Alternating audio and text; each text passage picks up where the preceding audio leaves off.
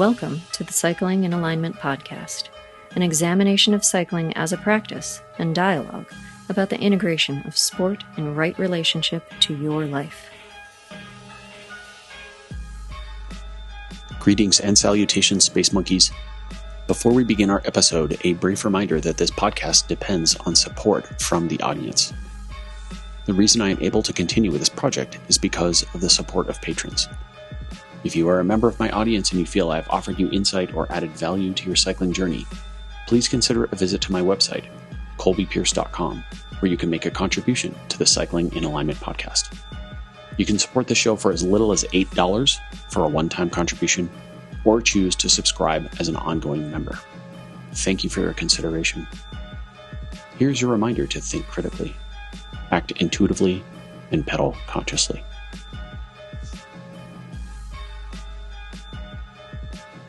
Welcome to Cycling in Alignment podcast number 1,674,222. Space Monkeys, like a space monkey ready to be launched into space. This one's going to be on the less long side, the more short side, the side of brevity, because it is cold out tonight. It's a bit nippy and windy, and we don't do qigong in the wind. This is important, although it is a beautiful starry sky. And this evening, I just want to speak a bit about, primarily I want to make a correction that's been lurking in the background of my hologram, my mental mind movies, and also in my experience, which for the record is the same thing. I've been interacting with some of my riders and have realized that I have miscued. I'm going to make a correction. I'm going to restate something. And this goes way back to my podcast about how to pedal a bike. And this is so cocky of me, so much hubris for me to explain how to pedal a bike. I was recently reminded of this by watching a podcast, YouTube video, something or other with the legendary Jim Martin, who's a real scientist. I believe he teaches at the University of Utah. And he is one of the preeminent researchers in the field of crank length. So if you've done any research on crank length, you'll have come across his name in his papers. And he goes on some podcasts and talks about how you can't really teach a human being to pedal, pretty much. And I think he came to that conclusion based on the studies he did where he instructed people to pedal and their efficiency got worse. So his conclusion is don't tell people how to pedal, which, if you think about how I just stated, that doesn't necessarily follow. Just because you told someone to do one thing and their efficiency got worse doesn't mean you can't tell them to do anything, first of all. But his point is the spinal cord knows a lot, that it's wise. And what he means by that is that the movement engram, to some degree, works in the central pattern generator, which is housed at the base of your spine near your pelvis. And it's a bundle of nerves that stores the pattern of left, right, left, right. This is why when you cut a chicken's head off, it runs across the road, because there's a movement program that's stored in the nervous system, the nerve plexi, rather than being in some form of gray matter in your brain or in some storage capacity in your skull. It's actually coming from somewhere else. That's the theory. And you've probably heard me talk about this also if you've listened to my long ago podcasts about a cerebrate cat, which is super ghoulish. But these people, these researchers, these scientists, they figured out a way to disconnect a cat's brain from its spinal cord, but keep it alive. And then they put it in a harness. This is a true story. It sounds like some Halloween-ass shit, but it actually happened. And then when they put the cat in a harness and they lower the cat onto a treadmill so its feet touch the treadmill and it walks, right? Even though its brain is severed from its spinal cord. No cats were harmed in the making of this video. That was dark sarcasm. Sorry, kitty. And so we have this debate going about whether the nervous system can be overridden. And of course it can be overridden, is what I would say to Jim if he were sitting in my office and I were having a conversation with him. Do you have conscious control over your limbs? Yes, you have movement programs that are autonomic. We have different layers of movement, different layers of nervous system interaction with movement. We have autonomic at the deepest level. This is where you don't even really think about it. You're just doing it because you've been doing it for so many years. But that program can be overridden at any moment with conscious control. Now, for all you monkeys out there, not space monkeys, but just monkeys riding bikes and forgetting how to pedal properly, or applying too much force with one leg or not enough with the other, well, shame on you. Override your programs. I commend you. Do it now. And I'm going to give you the mountain bike boyfriend instructional video, which is, honey, just follow me through this rock garden. You'll be fine. Do what I do. And then 38 seconds later, when the girlfriend has a bloody knee and a bloody elbow and an extremely angry look on her face, you're wondering why you're not a very good mountain bike coach. And this is how it goes. This guy's going like 60 miles an hour through my neighborhood. Wow. That was some stellar driving right there. Left turn in the oncoming lane, looking the other way at the last minute. Too late. Anyway, good job, dude.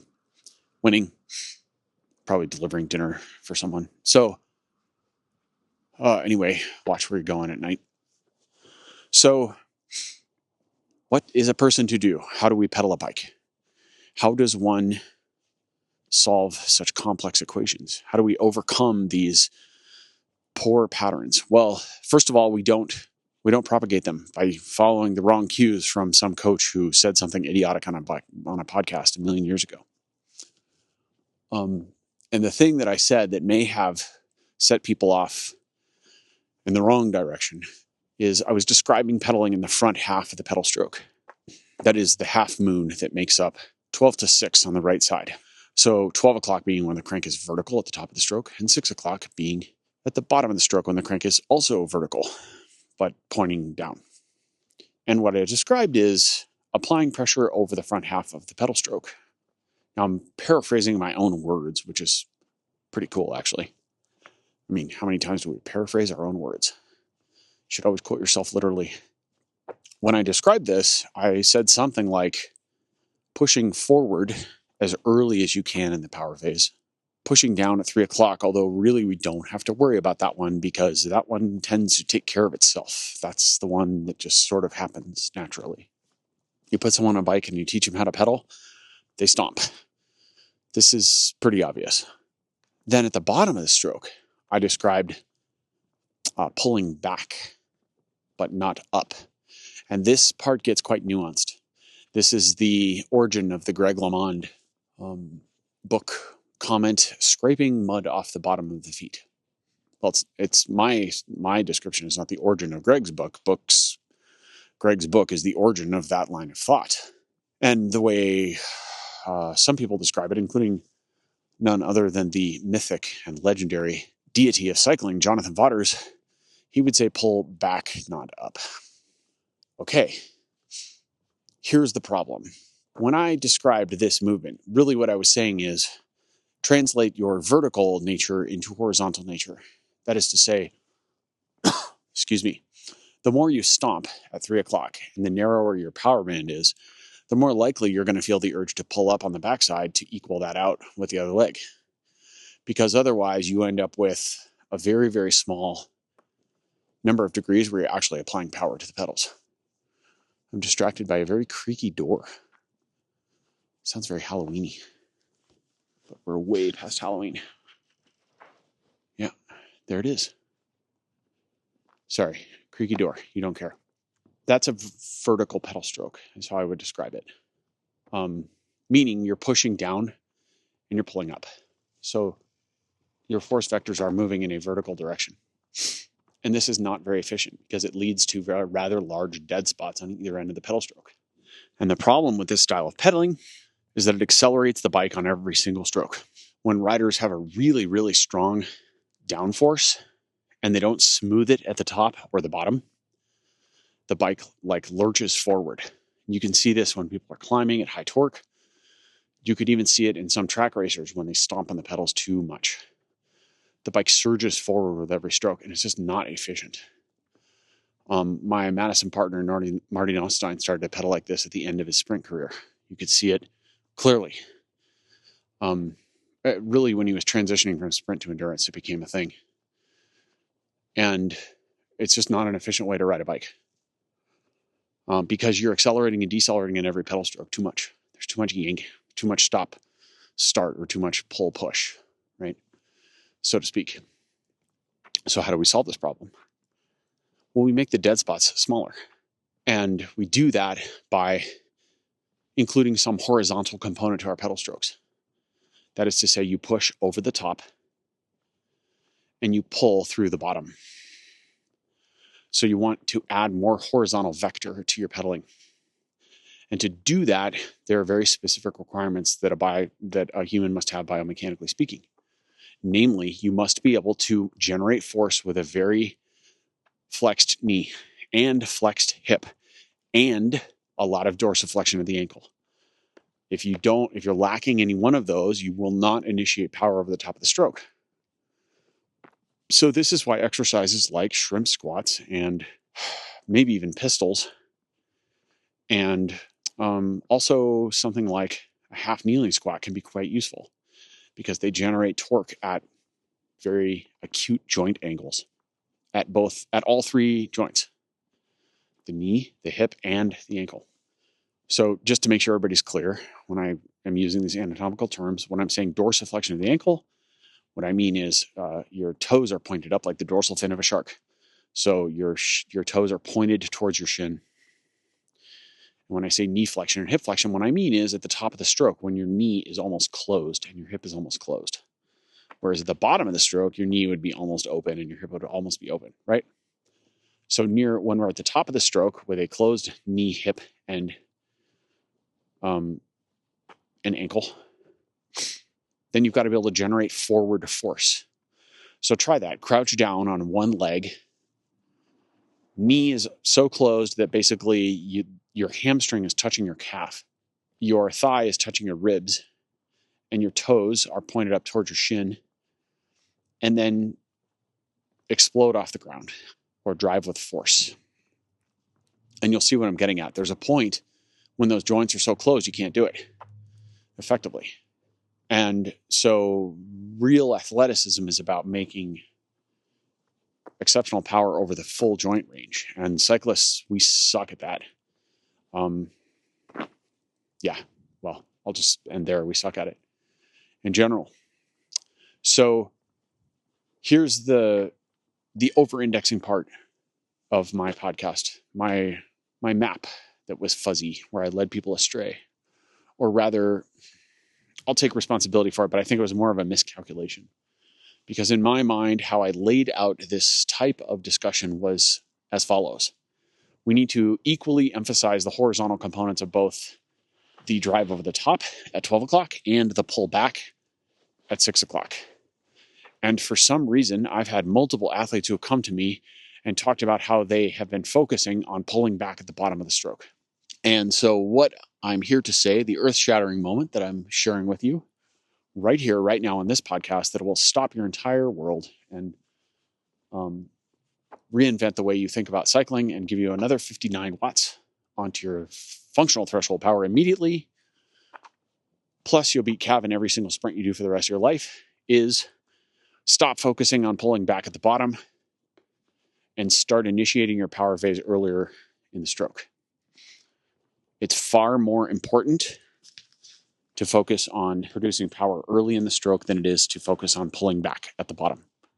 So much so more that, I don't know if that was a real sentence.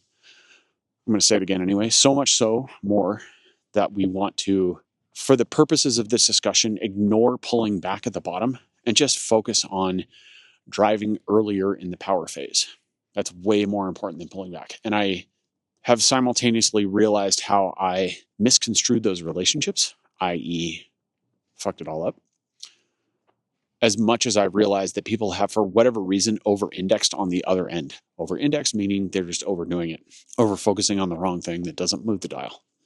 So there are moments to pull back at the bottom of the stroke, potentially, arguably. A good example of that is when you're mountain biking on loose terrain and you're, especially when you're navigating terrain that is lumpy and uneven and you have to maintain traction. But that's more of a demand of the technical nature of the route and maintaining your need to maintain traction so the wheel doesn't skip and you don't then have to unclip to keep from falling over because you lose speed. It's not about efficiency. And for the record, the terms efficiency and economy, which are fancy science terms, get interchanged a lot. So let's just define those briefly as I understand them. Efficiency is the amount of energy it costs you to ride your bike at a given speed. No, I said that backwards. That's actually economy. Efficiency is how much power it costs you to move fast, or rather, the amount of energy you use to go a given speed, a given velocity. That's efficiency. Economy is how much energy it costs you. So economy is about price. How much are you paying for something? That's the way to think of it. And those are loose definitions, and probably someone who's an exercise physiologist will shoot me in the face for that. But they're also very simplistic definitions. And generally speaking, there are lots of physiologists who would argue that you should focus on economy more than efficiency, i.e., improve the economy of your engine, meaning spend less energy to go a given speed or to produce at a given output. How much energy are you consuming and how much are you putting out? So how many kgs are you burning? How many watts are you producing? That's economy. Efficiency is like how many watts are you making and what speed is it giving you? And weirdly, I'm actually far more interested in efficiency than I am in economy. And that tells you a lot about my perspective as an athlete and a coach. I think it's an interesting discussion. In fact, while I'm thinking out loud about this, I probably need to invite the right person or people on board who are on the other side of the fence, but are willing to have an open-minded discussion with me about this. Okay, audience, who are those people? I have some ideas. Don't you dare tell me Andy Coggin. Did I say that in my big boy voice? I think I said that in my out loud voice. So, yeah, if you have ideas for me, send me a note. Who would be the optimal person to sit on the other side of that fence but have a friendly discussion about why efficiency or economy would be the more important exercise variable for us to focus on as coaches and athletes? And I will argue the shit out of them.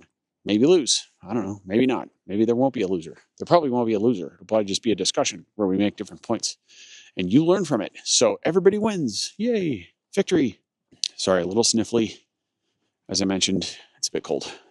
We're in the nose running season of Colorado, where when you go ride your bike, your nose pretty much runs all the time. It's not the most attractive thing about cycling. You walk into every coffee shop and the first thing you do is go to the bathroom and get a napkin and clean all the dried snot off of your nostrils, because who wants to sit at a coffee shop with dried snot all over your face? By the way, if you're unaware that winter does that to you in cycling, you should be aware of that because it happens to every cyclist. Sorry, you're human. So go clean up your face before you order your macchiato. Leahy Bobby, you have spilled my macchiato. Sorry, way wandering on tangents now. Let's rewind and synopsize. Let's encapsulate my ideas. Whoa, what is up with that Halloween-ass shit right there? Streetlights are like flashing on and off at me. Did I do that? What? Seriously, it just went back on. The hell? This place is freaking me out, man. So, right. Here's the bottom line. I do think that we can influence our pedaling biomechanics, how we make force on the pedal stroke. There's no question in my mind we can. When I say that, I'm being slightly naive and optimistic because I'm giving the athlete, the hypothetical athlete that we're talking about, the benefit of the doubt. I'm assuming that they have the concentration to not just zone out on technical music and smash themselves while they stare at their power meter. That's what I'm assuming. It's a good assumption. So, that being the case, when our athlete is present and focused, when they're thinking about axial extension of the spine, they're feeling the posterior ribs move on inhale, expand, the lower ribs expanding in 360 degrees on inhale as the diaphragm drops on inhale, They're feeling their belly be soft and round on inhale. When these things are happening, and they're thinking about glutes and quads, and they're feeling activation levels of different muscles, they're feeling about the pressure, or they're present with the pressure on the plantar surface of the foot as it engages with the inside of the shoe, feeling if they have contact under the first metatarsal, the fifth metatarsal. Can they feel the heel? Do they feel tension through the plantar surface of the foot? Plantar surface is the bottom of the foot, by the way. When our athlete is having all these interoceptive experiences within the body, they can also influence their pedal stroke, of course. And when they do this, when they have bilateral symmetry and good load shearing between the joints, good head over foot technique, especially under high torque situations, then they can easily begin to initiate the power phase consciously when the crank is closer to vertical. And they can intentionally not apply force during the backside of the pedal stroke. In fact, after they push down around 4 or 5 o'clock, they can just let it rip, or rather let it relax, and begin to focus on the power phase preemptively on the opposite, or with the opposite leg. This is, in my opinion, the most effective way to pedal a bike. We use this initiation of the power phase, this early initiation of the power phase with the crank at 12, to simultaneously enact a wave of pressure through the back force transmission line, which means that the sternum will orient towards the same hand as the foot that is in the power phase. This is the enactment of head over foot on the bike. And if you want to see a couple great examples of this, just watch a slow-mo of the almighty Tade or the simultaneously mighty Mr. Vanderpool, Mathieu. They both are outstanding examples of perfectly orchestrated head over foot. And under high load, I would offer that anytime we're below probably 99 RPM, that's a rough estimate. If we are pedaling with any intensity above probably, we'll say, medium tempo, we're going to start to see some head over foot that's visibly apparent in a cyclist who's using proper technique. And when we do this, we're load sharing throughout the body. We are distributing load over a greater number of muscle fibers. And we are also avoiding taxing local fibers with too much load acutely. And this, of course, enables greater efficiency and probably economy at the same time. And for the record, it's much harder to do head over foot properly on an indoor trainer or an ergometer, because ergometers are heavy as shit. They weigh like 300 pounds. And they don't move. They're on floors in laboratories. And when you're outside, bikes move. So when you pendulate the upper body gently and with rhythm, and when you work with head over foot and pressure waves instead of rigid fire mind thinking or unmoving upper bodies, stoicism, when you allow that movement, then the bike moves under you in a little bit of an S curve. It'll just a tiny bit snake down the road. And even though, of course, you're adding the most minute amount of distance to your riding path, you are in fact far more efficient because you're producing more speed with the same effort than if you rigidly held yourself in place. That is over time, because remember, cycling is an endurance activity. Due to the fact that you are load sharing, that means we're using more fibers to generate the same amount of force. So the fibers don't fatigue as quickly. It's pretty simple. It's like throwing 50,000 troops into battle instead of 10,000 or 5,000. The chances of you winning the war are much higher. Actually, a better analogy would be, let's say we're building one of the Great Pyramids, and we're moving one of these enormous stones that weighs 15,000 tons. You want some conspiracy theory shit? Go look that up. How did that happen? I love to read about this stuff. It's great. And because the opinions are just so strong, and yet people can't quite figure it out, or seemingly so. Aliens. Wait for it, aliens. So we understand that in our little example, our mythical example here, that we've got a 15,000 ton stone to move. And we can either move that stone with, we'll say, 1,000 Egyptian warriors, or workmen, rather, or 50,000. And clearly, if you use 1,000, some of them are going to tap out and maybe get squished, or maybe just injure themselves, or maybe the stone won't move. You won't be able to do the work. But if we have 50,000 and it's the same amount of load, it's a 15,000 foot stone, then we're just distributing that weight of moving that stone over a much greater workforce. Exact same idea. More muscle fibers, the perfect balance of tension and relaxation, and allowing organized pendulation of the upper body. This is what makes head over foot. This is what makes someone truly cover distance with great economy and efficiency. That was a really long explanation to say don't pull back and just push forward at the top. That's your Cliff Notes. Too long, semicolon, didn't read. That's what I got for tonight. I'm pretty cold now. I think I'm going to go get in the sauna. I hope you enjoyed that wandering episode.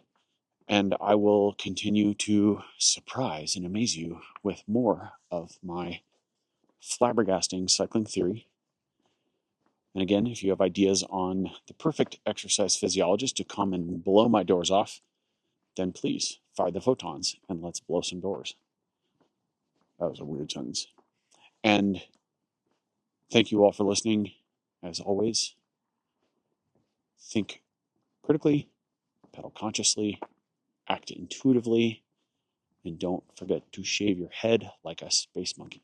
Thank you once again for all of you who have contributed to my podcast. I did receive some new contributions after the last episode, and that motivates me to keep going with this project and sharing my thoughts.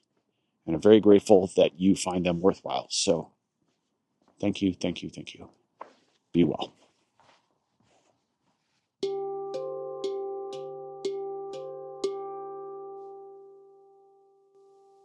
Wisdom from the Tao Te Ching.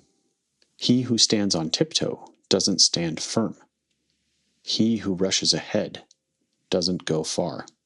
He who tries to shine dims his own light. He who defines himself can't know who he really is. He who has the power over others cannot empower himself. He who clings to his work will create nothing that endures. If you want to accord with the Tao, just do your job, then let go. Attention, well dippers. Did you know that I offer a unique service at my studio in Boulder, Colorado? An integrative fitting is the culmination of my experience and understanding that helps an athlete have a deeper insight into their relationship to cycling and movement. This is understood in the context of how the dream, goal, or objective aligns the client's choices and habits. The psyche, the environment, and drive will all influence the current expression of athletic ability. As we understand these factors, we can shape and direct athletic potential. What this means in a practical sense is that we spend about 6 hours working together, including a short or outdoor ride. I will film you on and off the bike, and we will discuss an extensive intake questionnaire. You will leave the fitting with a unique perspective on your function and with actionable pathways to improve your performance. This service was created specifically to help cyclists who have been through various fitting sessions and have had unsuccessful or unsatisfactory results. We dig deeper to find more meaningful outcomes. If you are interested in knowing more about an integrative fitting, please visit my website, colbypierce.com, where you can book an appointment.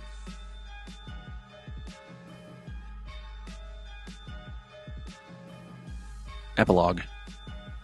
I want to share a few brief thoughts about the inception of cycling and alignment. The purpose of this podcast is for me to get 3.5 decades of hard-fought lessons out of my skull.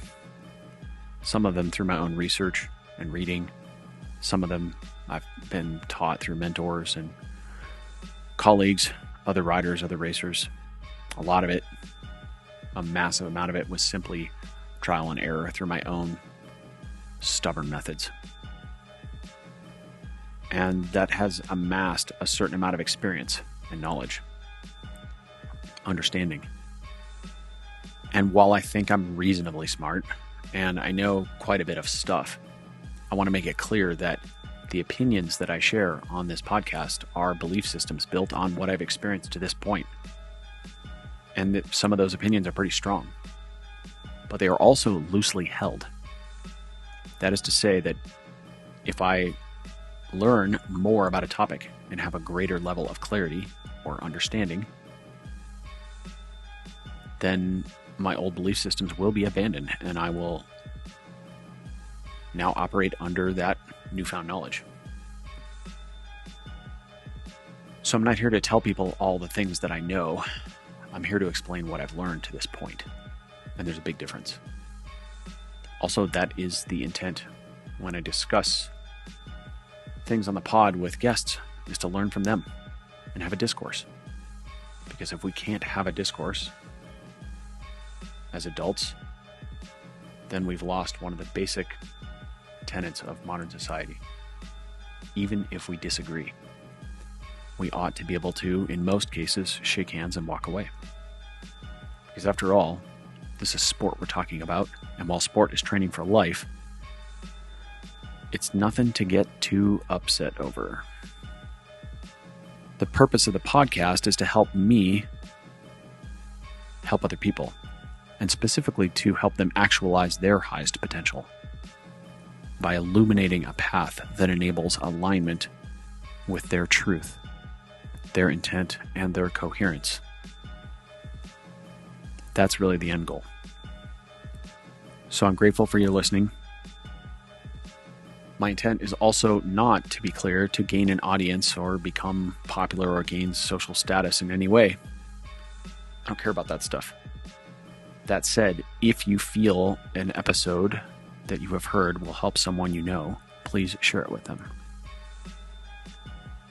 That helps us reach the end goal, which is to help more people. Thank you for listening. I'm grateful for your time and attention. Blessings.